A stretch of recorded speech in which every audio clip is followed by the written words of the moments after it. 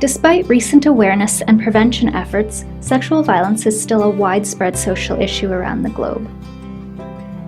Most tend to think about sexual violence as being physically violent and committed by a stranger in a dark alleyway. While this is certainly sometimes the case, most acts of sexual violence are committed by friends, acquaintances, and romantic partners.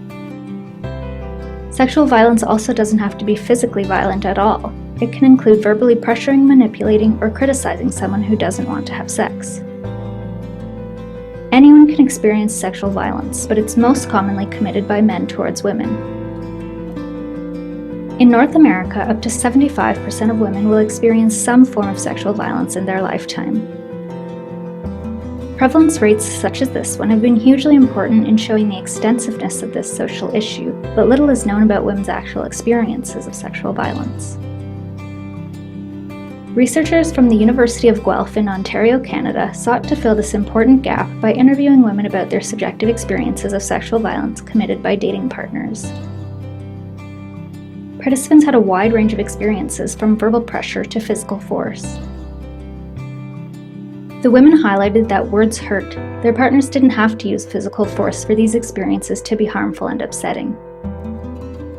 Some negative impacts of both verbal and physical sexual violence included feelings of anger and sadness, feeling guilty about not wanting to have sex when their partners pressured them, and blaming themselves for their partner's pressure or force.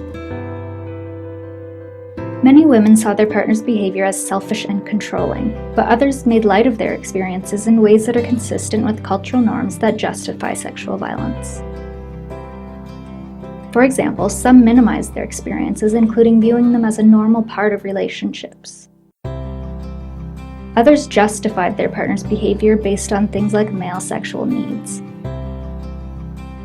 These results highlight that there is still much to be done about sexual violence against women. We must challenge use of all forms of sexual violence, including forms of verbal pressure or manipulation that might appear relatively harmless. We must also shift cultural norms that blame women and justify men's use of sexual violence, including popular phrases like "boys will be boys."